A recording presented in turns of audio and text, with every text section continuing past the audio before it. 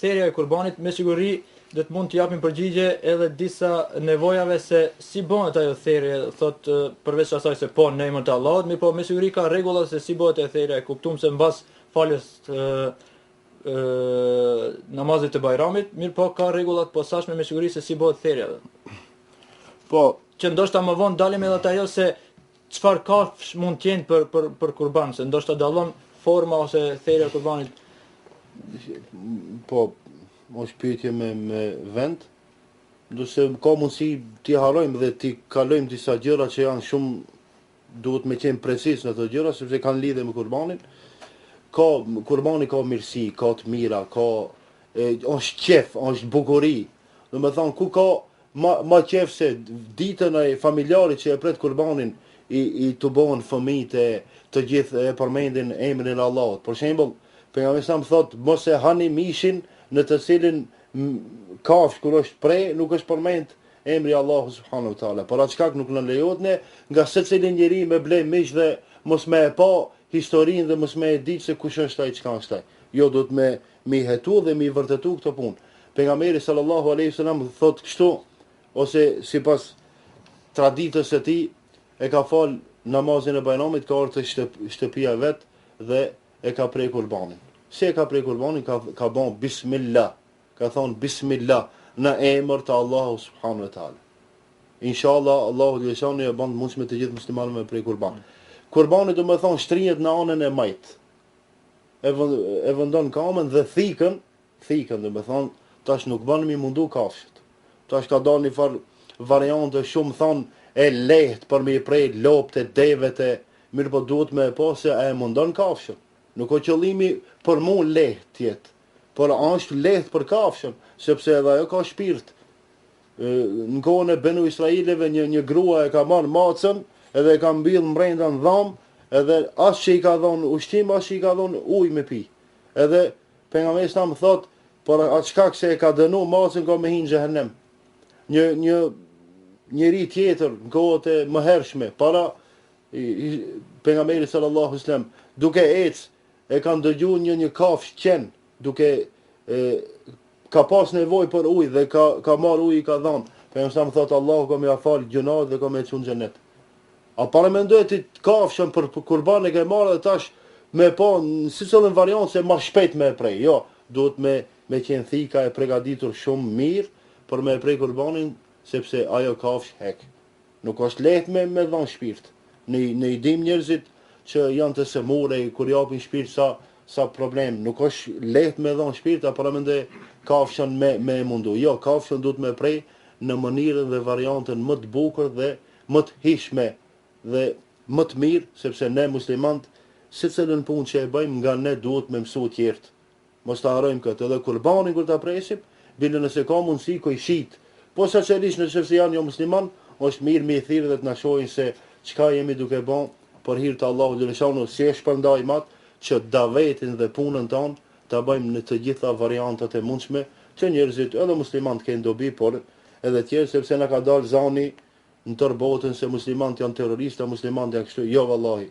Muslimanët janë njerëzit që thirrin paqe, muslimanët janë, sepse askush prej neve nuk pret kurban për hir njeriu.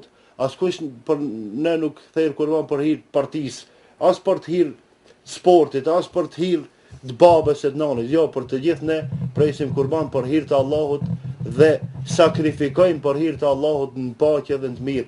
Edhe asnjëherë nuk mundohen dhe historikisht nuk janë mundu musliman me bën ndonjë gjë të jashtëzakonshme edhe ndonjë problematik që do ta keqson situatën brenda muslimanëve dhe brenda muslimanëve ose dhe jo muslimanëve kështu me radhë. Do të thonë ka rregulla, mirë po është mirë ta potencoj edhe një rregull tjetër që me i pari Dhulhijhe, do të thonë tash jemi kalendari diellor dhe hënor kanë dallim. Mirë po jam duke fol me kalendarin hënor. Kur i 9 Dhulhijhe, muaj 12 Dhulhijhe ka emrin, është dita e Arafatit. Do të thonë një ditë mas Arafatit bën dita e Bajramit. Prej me të parin deri ditën e Kurbanit, do të thonë 10 ditë, nuk është mirë, nuk është e preferuar, bile mund ta quajmë mekruh, ai që e ka bënë jetë me prej kurban, me i prej thonjt e me i prej flokt Do me thonë kjo nuk është mirë dhe nuk është e preferuar. Ai që e ka bën jetë, do me thonë 10 ditë ta quajmë tash Kurban Bajramit e ne, sipas kalendarit diellor, sipas takvimit që e kanë përgatit bashit fetar islamin në Kosovë, në Shqipëri, në Maqedoni, i bjen me 16-in, muajt 11. Tash a një ditë para, një ditë mbrapa, do të mirët vesh me kalimin e kohës, do me thonë se edhe Kurban Bajrami, për shkak të Arafatit, duhet me hanë. Se ki Bajram ka ditë Arife, të ne quhet dita e Arifës, ndërsa të ne e kanë keq kuptuar musliman, thonë edhe dita e fundit e Ramazanit o dita Arife. Jo, nuk mundet me qenë dita Arife, se nuk ka Arafat atë ditë. Do me thonë se dalin haxhilerët në Arafat, ne e quajmë dita Arife dhe është mirë muslimant e këtij vendit atë ditë me majt Ramazan.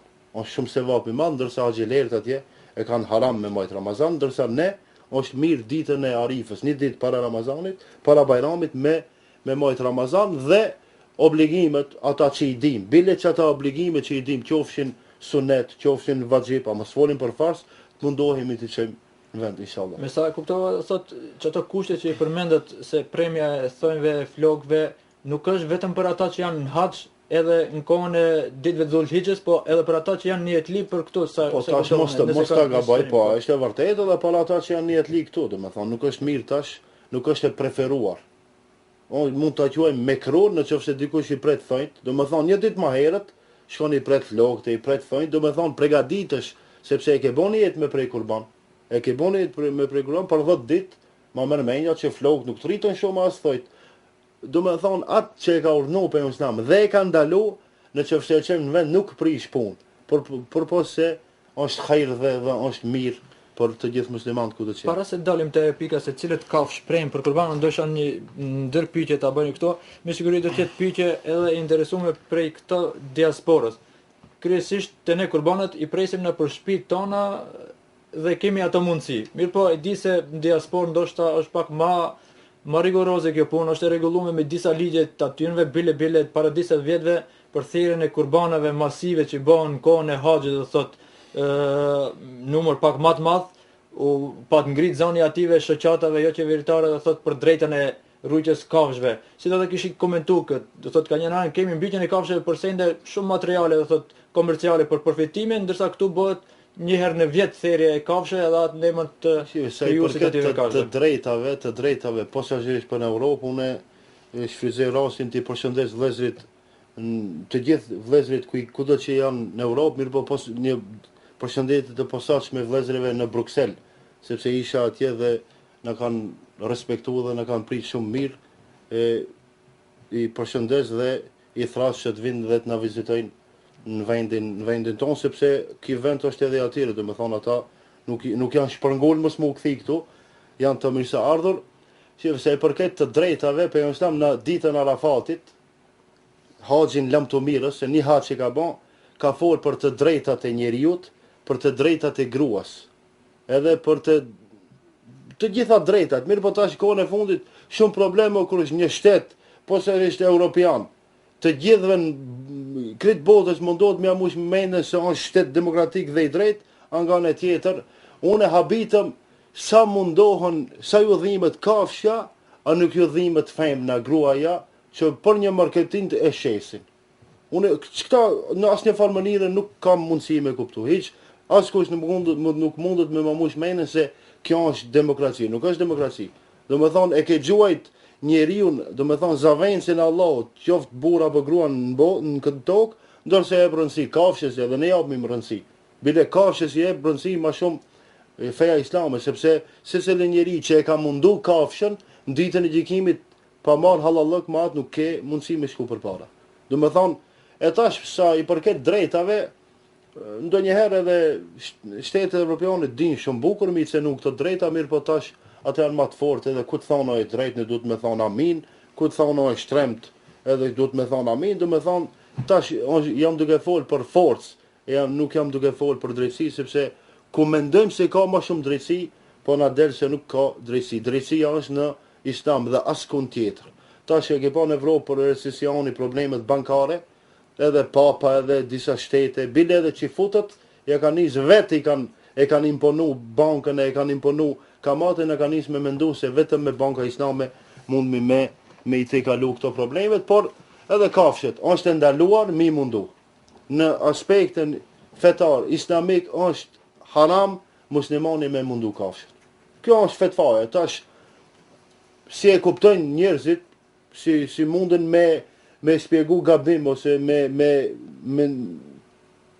kuptu gabim, ajo punë e secilit prej muslimanëve kudo që janë, mirë po unë i thras edhe njërë musliman që kur t'i presin kafshët ditën e bajramit jenë sa ma